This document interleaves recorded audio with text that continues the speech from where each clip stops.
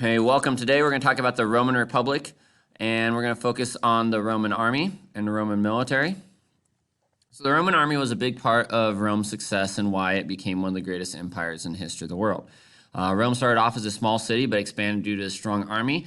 By 264 BC, Rome had overtaken the Italian peninsula, as you can see here, and they began to expand because of the strong being one of the strongest armies in history. Their army was well trained, well equipped, well organized, and all this allowed them to win several wars and expand their territory outside the Italian peninsula into Africa, Central Europe, Northern Europe, even east into Greece and Asia Minor.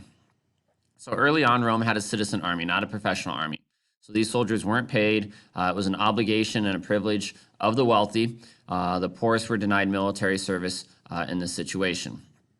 Citizen army is made up of citizen soldiers, wealthy landowners. They're not paid. They had other jobs and are only soldiers in times of war. So this was a part-time job, and they supplied their own weapons, their own armor, their own supplies that was needed to go. So these are your wealthy landowners fighting as an obligation to Rome and only fighting part-time.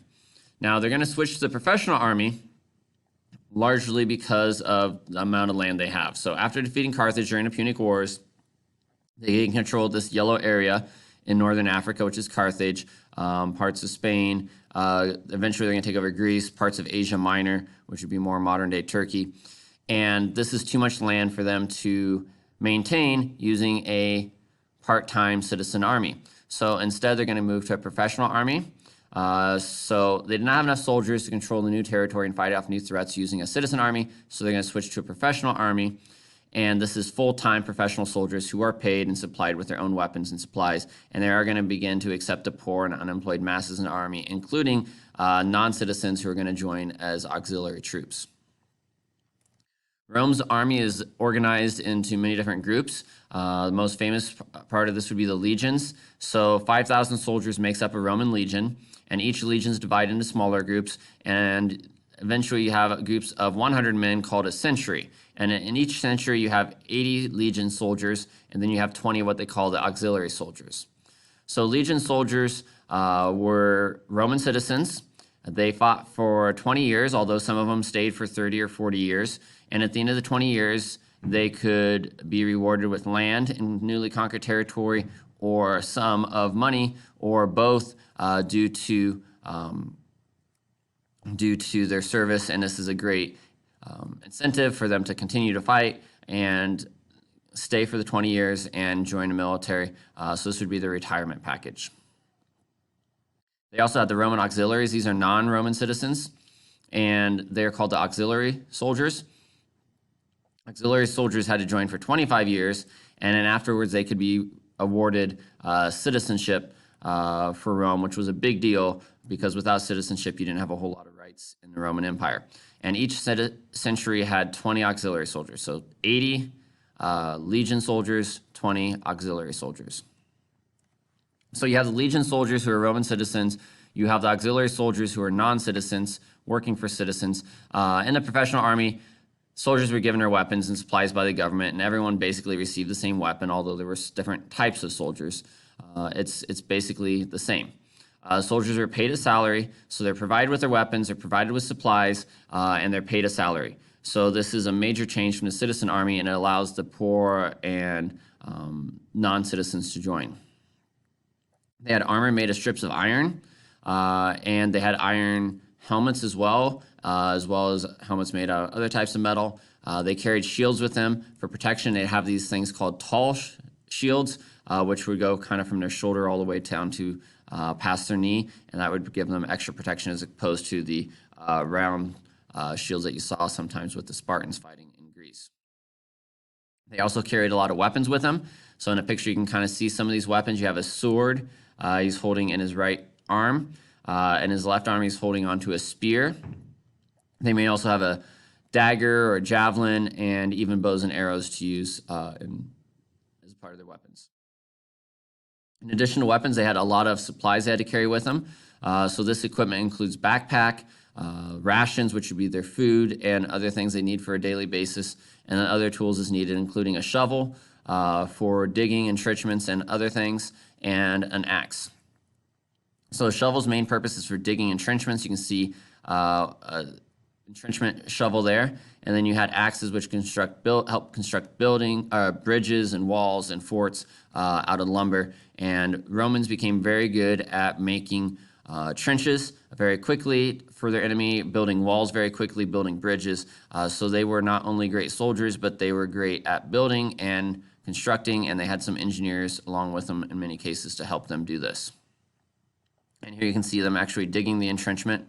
And sometimes inside this entrenchment, which is a ditch, they would have these things called lilies, which are sharp pointed sticks that would prevent their enemy from being able to do that. And then be far enough that they couldn't jump across or anything like that. So this would give them kind of a barrier for attacking soldiers to try to have to come across to get to the Romans.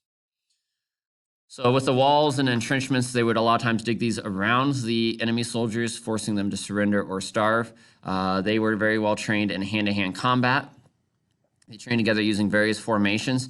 Here you can see the tortoise formation here, where you have soldiers having shields in front and on top, and in some cases you have the shield all the way around, including the back and the sides of these soldiers as they were fighting. So they took the idea of the phalanx from the Greeks and adapted it to a series of formations which really served the same purpose as the Greek phalanx. They were well trained, practiced hand-to-hand combat often.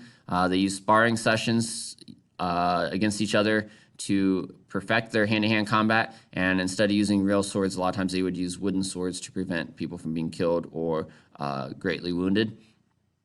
In addition to this, they carried a lot of supplies with them, as we said earlier, anywhere from 70, 90 pounds in some cases, and the soldiers would practice marching. Sometimes they'd march 20 miles a day in full armor and equipment for training. As you became more experienced, maybe this would be less, or if you actually were in combat, then you would not have, obviously, the 20 miles to march in addition to your combat.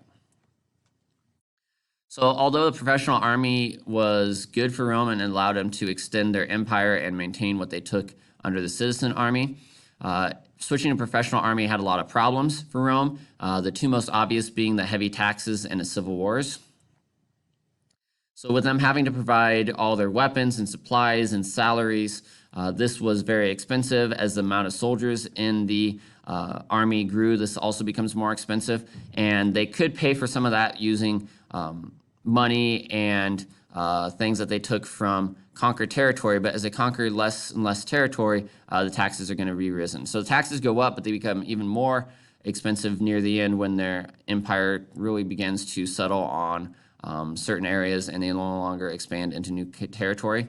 So as we said, the soldiers are given weapons, are given supplies by the government. Everyone's given pretty much the same stuff. They're paid a salary, and all this stuff is expensive, and it's paid through taxes or in sometimes tributes, which they tax the people that they actually conquered. You also have civil wars. Switching to professional army resulted in many civil wars. And the main cause of this is soldiers are more loyal to their generals than they were to the Roman government. So their general would be giving them their land and money, and in addition to the thing they would get when they retire, they'd actually do this while they were fighting, and this provided them with incentive to support their general. And sometimes their general disagreed with the government, and sometimes powerful generals would fight against other generals, or sometimes they'd fight against the government themselves, and this leads to many civil wars, which became very common in Rome over time. And as we said earlier, heavy taxes with them getting all their supplies and weapons. This leads to many things. So all this heavy taxes, the civil wars, this leads to a very unstable republic at this point. And by about 120 BC, or even that last century of BC, Rome is in a lot of trouble. Eventually you're going to have Julius Caesar provide some stability, but even then that's going to lead to civil wars and all sorts of things with his death. So you have political corruption, you have instability, politics, you have people really looking out for themselves and their party rather than looking at what's best for the people.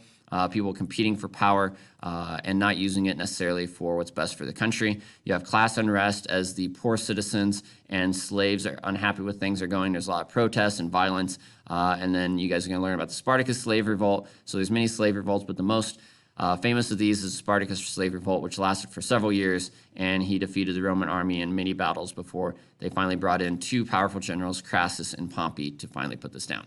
All right, thanks for listening. If you have any questions, please let me know, and I will talk to you later. Bye.